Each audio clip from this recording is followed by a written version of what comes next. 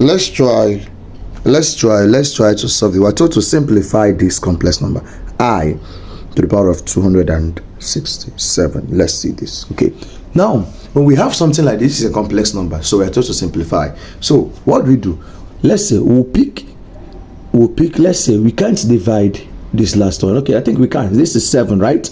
Okay, I think that's make it more easier. But how to do it? If you pick the last one, you notice that you cannot divide the last one, then you pick, pick the last 2 digits. Now, before we go over to this now, just want to have a recall. Let's recall that I is equals to root negative 1, okay? And I square is root negative 1 times root negative 1, okay? And root negative 1 times negative 1 will give us what? Negative 1. Remember, whenever you multiply 2 same roots, the answer is the number in the root. So if you have root b times root b, the answer is b. If you have root c times root c, the answer is what? C, and so on, okay? So let's continue. So we are having here I. So let's see, I3 here. I3 will give us root negative 1 times root negative 1 times root negative 1. And root negative 1 times root negative 1 will give us negative 1 times this root negative 1, which will give us negative root negative 1. Okay? Alright? Now, let's proceed further.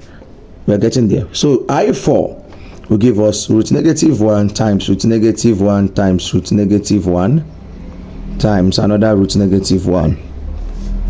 Let's note this. So root negative 1 times root negative 1 will give us negative 1 times this root negative 1 times root negative 1 will give us another negative 1. So negative times negative is positive, then 1 times 1 is 1. So that means I4 will give us 1. So what is this telling us? For every 4 of the I, every power of 4 we have 1. So if I4 here gives us 1, that means I8 we also have what? 1. And if I8 gives us 1, that means another 4 to 8, that should be 12. So I12 will give us 1. Now if I12 gives us 1, now another 4 to 12, which is 16, right here, I16 will give us 1. That means to every 4 of I we have what? 1. I want us to get this clearly now. To every 4 of I we have what? 1. So having this knowledge now, let's go back to this. So the question we have to ask ourselves whenever you have something like this is, how many 4s can you get in this number? That means how many 4s will give you 1 can you get in 267? Let's see how to do this now firstly. So the easiest way to do this, you understand, we'll say 7 divided by 4. Let's see. Now let's assume that we have what we have here is 1. Are you getting me? If we have 1 here, that means we're going to say 1 divided by 4. Are you getting me? So what we're going to do, we'll take 61 divided by 4. Okay, but since we have 7, let's see, it can go. So 7 divided by 4, that should give us 1 1. 7 divided by 4 will give us, I think that should be 1 1 remainder 3, right? So we have 1 1 remainder 3.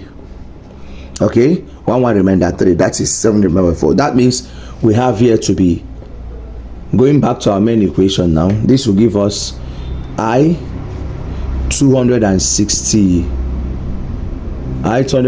what now? 64.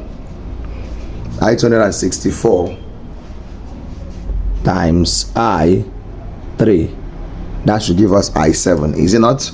So I264 times I3, that should give us I7. So I264 will give us what? 1 times I3. Remember I3, okay, this will give us I3.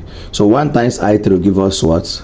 I3. And if you can recall, I3 simply means what? Root negative 1 times root negative 1 times root negative 1. So this will give us what?